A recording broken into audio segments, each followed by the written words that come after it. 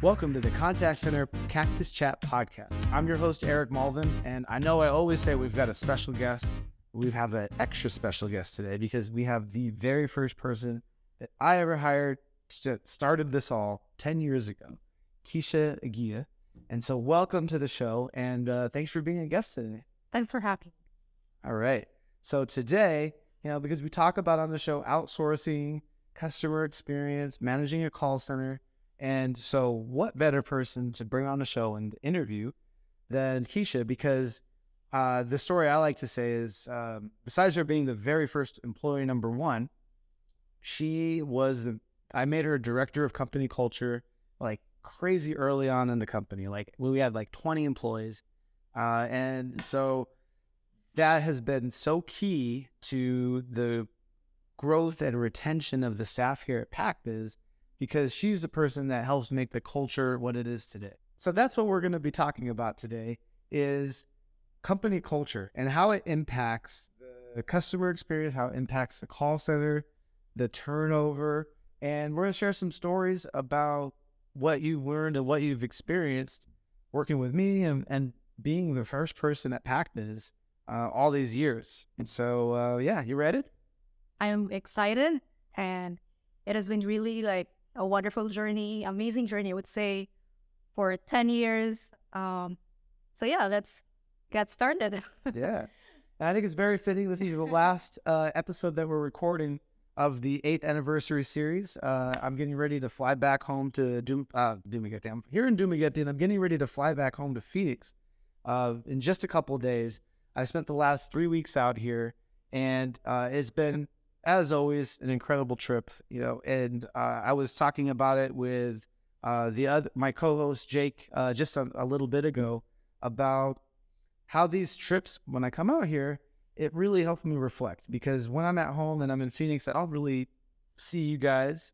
We're on Zoom, but it's not the same. And I'm always thinking about growth and what's next. And, we're both like that. We're always thinking like many steps ahead.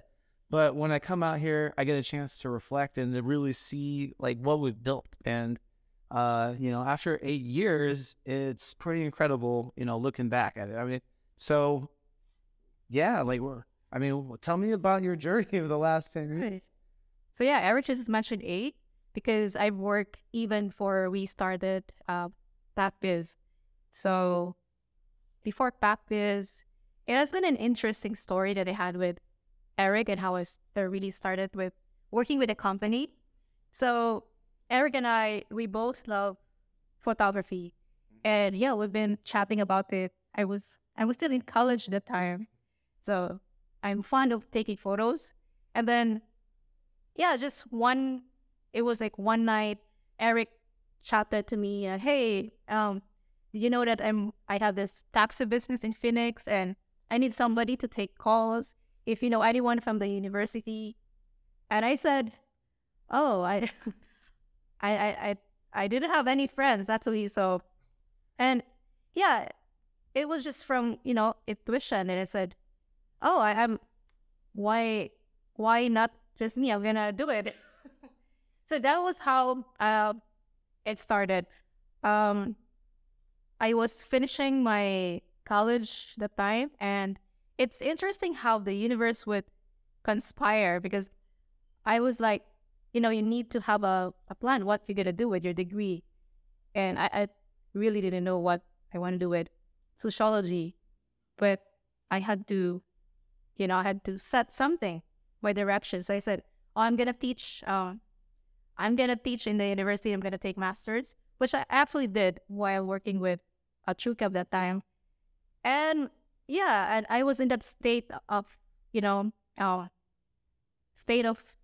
questioning what I'm going to do. So that's the time that you messaged me with somebody and said, "Oh, okay, I jump in." And then timing is everything. Right timing. And so it was perfect timing, and I started working with Eric. Thank you for saying yes, because that could have all fallen apart if you wouldn't have stepped up and we didn't we didn't get this thing going. I don't know if we'd be celebrating this 8-year anniversary today. So So that's the journey. Like that's how we got started. You know, the call center thing, the taxi business actually it struggled a bit. We ended up shutting it down like maybe a year and a half after we started the call center out here. So what was that like? Because you were there when things like shut down. That was your job. We were paying you for, not only you, but we brought other people in. Like we had Rusty. Was she there at that time yet or no? Yeah, we were at like like 5 people. 3 people. 3 people. I think, and Jake, Ryan, and I. Yeah. Jake and Rusty. Some podcast co-host here. And Rusty's a 4. And then Rusty, who's our QA manager.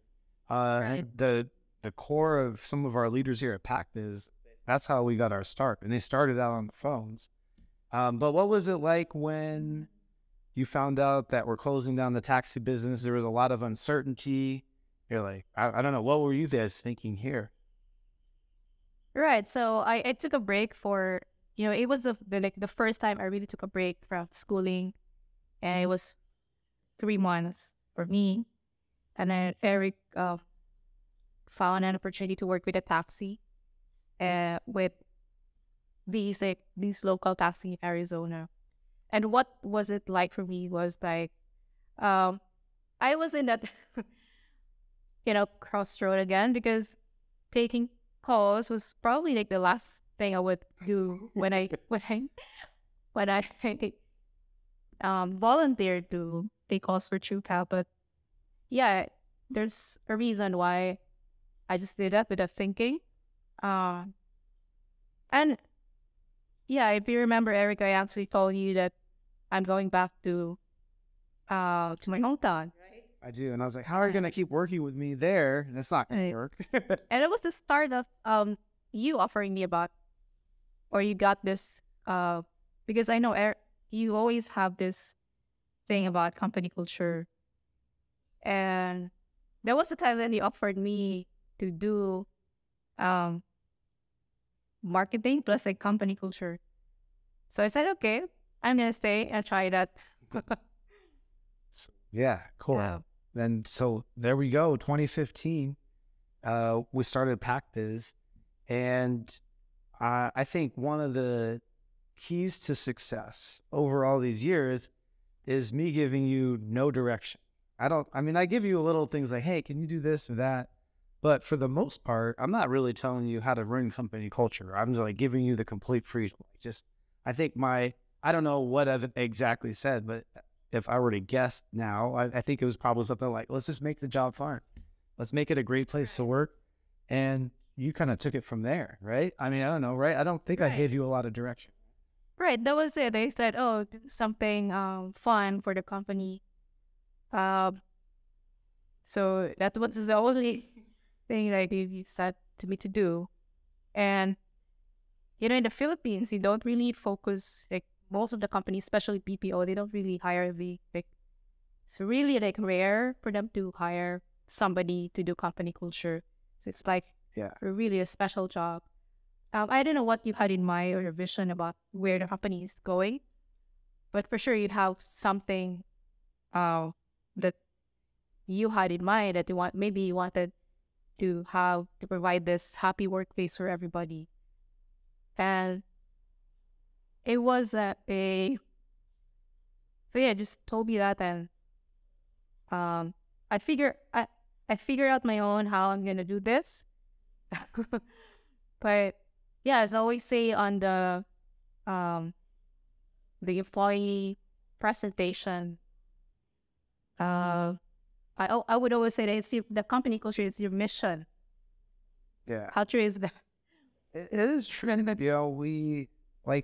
I think one of the inspirations for starting Pac Biz was that, I grew up coming out here. I didn't live here, but I grew up in Phoenix. But, I got an opportunity to come out here and visit maybe every 5 or so years. And some of the biggest employers out here are call centers.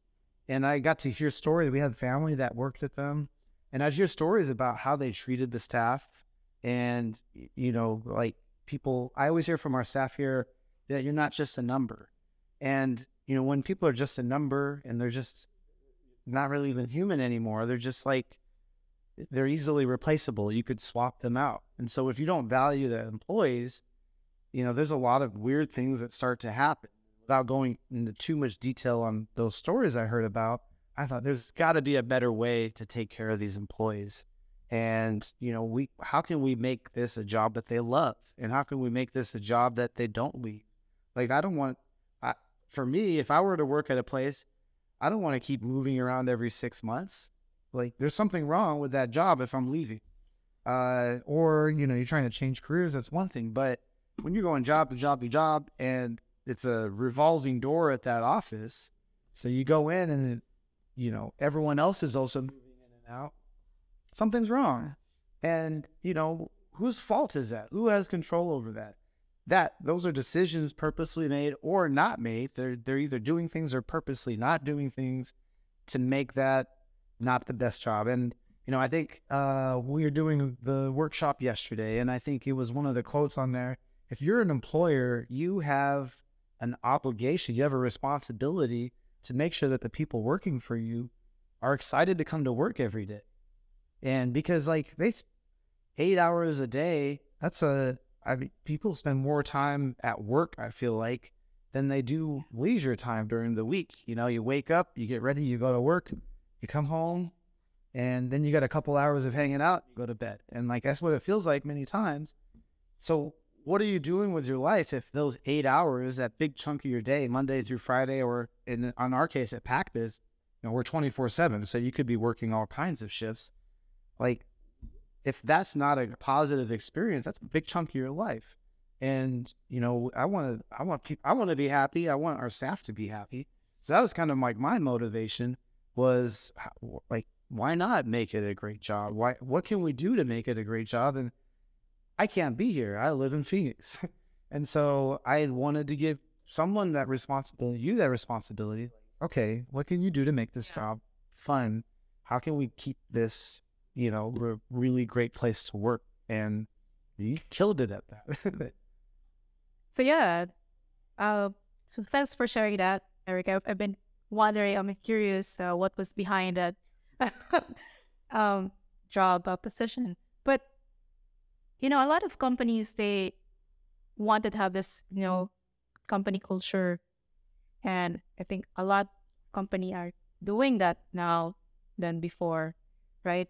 But I just want to share these experience that during the COVID, I've attended this workshop with the culture champions. And then one of this travel that they have with culture, although they have this, they want to be known for that, is support. And it's a struggle for them because luckily for you, it's coming from our, the founder. So you get all the support you need. So you're saying the other call centers, the people that have your role in other companies, right, they're not getting support to do all the things that they need to do to make culture amazing. They're like, you could have this job, but you don't get any resources. You don't get a budget. You don't get people. You don't have any ability to do much. So what are they left to do? Like potlucks, I don't know what. Well, yeah. So it's hard for them to implement, what they wanted to have in culture.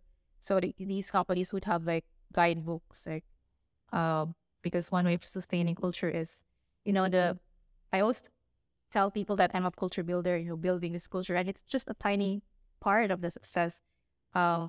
It has to be. It's more than a tiny part. It's a big part. Yeah, it is of course it's a big part, but one of the really challenging part is the sustaining, and that's where support comes from the leadership or from the founder. Otherwise, it won't. It takes a top-down approach. Yeah. You're not going to build culture by your agent saying, we're going to make this an awesome place. It takes leadership. It takes everyone bought in from top to bottom. Otherwise, then it's just the agents, those staff leave and it's gone. But you need it from top to bottom. So yeah, that's a good point. Yeah. So yeah, it's one thing that made Pac Biz unique is it's coming from the CEO, himself, having this mission, like providing a good place to work. Yeah. Well, thank you. Yeah. So, you know, we talk about core values here, probably not enough on the podcast, but at Pac Biz, we have core values of family, respect, teamwork, compassion, and personal growth.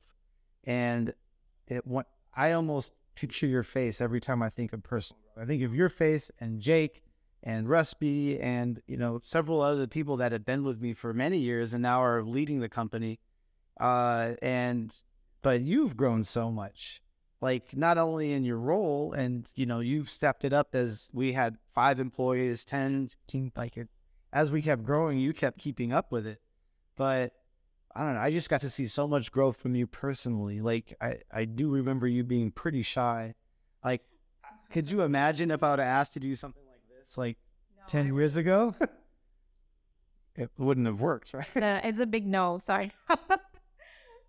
So not a chance. Yeah. So how much did this job help you grow personally into like who you are today? Right. So I've grown from the role itself because I started very young, like a 20, 21, and I already have this like, big role in the company culture. I think I'm already called company culture director, like maybe at 23 when I shifted to like having this job full time. So yeah, that's one thing because in the BPO, most of the employees that are my colleagues, they're senior already. They were in the BPO company for before. We used to just take 3 to 5 years with experience, right? And now they have very young. And so my growth started with how do I make myself credible at least. Yeah. And it's been a long journey because those people that had stayed with the company from that time, they are already like working. We're already working together, and I don't want to say that that some of them like doubted my ability with culture because first of all, it's not, as I said, it's not a job that it's offered anywhere, even in the whole Philippines. But I'm glad to see that they're starting to hire their culture roles these days. So they're ahead of that. And so yeah, so adjusting and always and also the interesting thing that this role provided me is meeting interesting people because on LinkedIn they see that I'm the director of company culture and it's interesting for them. What is that? So most of my growth comes from that opportunity to meet these like individuals who are change makers because they wanted to also be doing, providing a good place to work. Yeah. That's true. Yeah. I think I've met some of the most interesting people. You've introduced me to some of the most interesting people here in Dumaguete that I'm like, how do you meet these people? And, I'm so grateful that you have the opportunity to use this as a platform to be able to bring those people in and bring them into your universe here. Because yeah, like some of them, like, and it's not just interesting people, but you've actually helped bring really talented people to Pac Biz. I think, I don't know, Benzie, our videographer, who's had such a big impact these last couple of years. I think you played a big role in him coming here, right? Or did you find him? Right. Yeah. But there's a lot of examples of that. A lot of stuff. Like, because you found, or not even just people that are working at Pac Biz, but maybe it's a resource. Like you brought in people like Toastmasters. Let's talk about Toastmasters, right? Oh, okay. that's a good example because you didn't go on your own and do that just yourself. What did you go do with that? Oh yeah, it was like during when we were just starting in the old building, and I just mentioned that to our general manager, Miss Pippin, that this would be a good like I know this program, and this would be a good like training for those who wanted to improve their communication skills. And so she searched it up, and then then she shared it with training, and then the training manager also know about it. And yeah, we started our own, which was PB Speaks that time. Yeah. Yeah, and I think it helped a lot of staff gain more confidence. We've got people that have to talk to clients, and it could be pretty intimidating for them. I know for me, even for myself, like in the early days of the call center, like big companies would intimidate me. I think these days I could I could put anyone in this chair and I'll be fine. But that wasn't always the case. It took many years, over 8 years of talking to so many business owners and getting comfortable knowing we're all just humans. Like there's no reason to be nervous or shy or, like we're all just trying to do what we can in this world. And they're not caring about the stuff that I'm thinking about in my head too. But you've really, helped.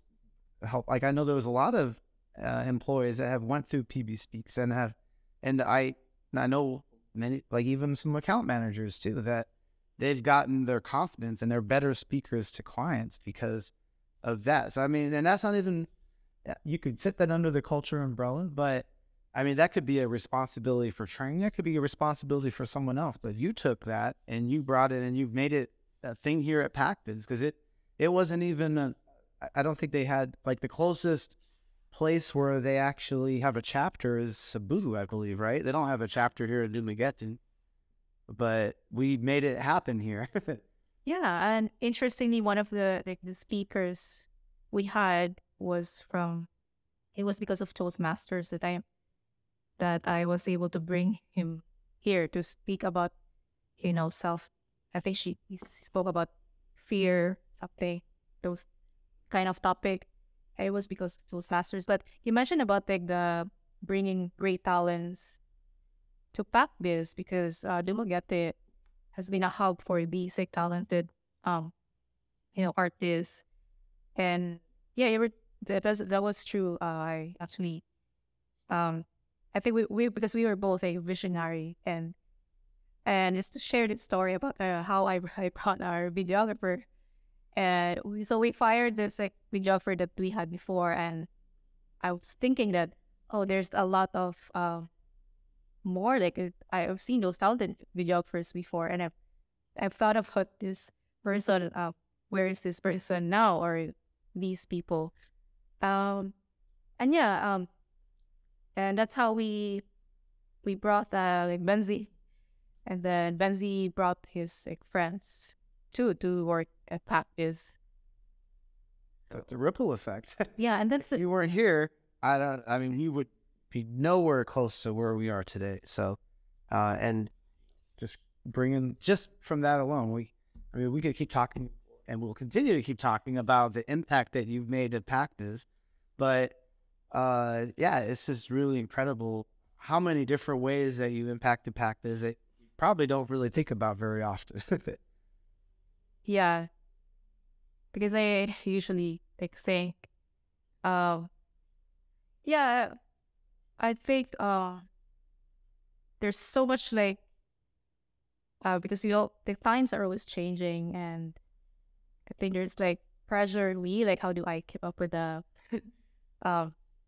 with this like changing times and be able for us to stay relevant, right, to the business, or having our company culture still relevant to the younger generation.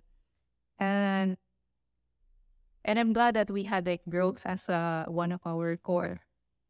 So thanks for I'm glad that it made it to the top 5. I had nothing to do with that.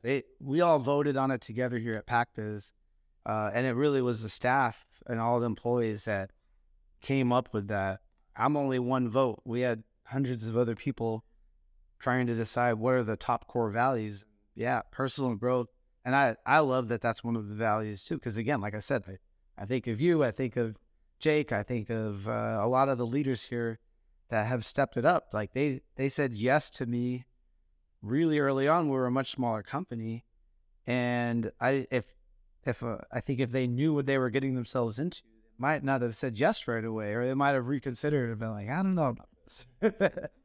But you guys did say yes, and you guys have grown as the company has grown, and now we're a lot more organized. Like today, the last 2 days we did strategic planning. We are actually purposeful now, and in that growth, we talk about how we're going to get there in the next year, 3 years, 10 years. We have 3-month goals that were lined up to get to the year goal, to get to the 3-year goal. We weren't doing that before, but now there's no surprises. Like we all know, okay, this is what we're trying to do. Back then, we have no idea. Like there was no, like we were just like, we want to grow. There was no plan necessarily behind it. It's just, and that's what happens when you're in a growing company. You just keep going. Keep moving ahead. Like what happens? How do we do that? So, well, that I think will be it for episode part 1. And I still have some more questions to talk about with Kiezia here. So don't leave yet. Don't run away. We're going to come back. And so in the next episode, I'm going to talk to Kiezia here. We're going to talk about how does she manage company culture at a company where no more employees were in the building and you couldn't actually see each other. So I want to talk some more about that. And I got a couple other questions. So come check us out on the next episode. We'll be back in 2 weeks with part 2 with Kiezia, our director of company culture. So thanks again for being here, Kiezia. Thank you also for having me. All right. We'll see you in 2 weeks.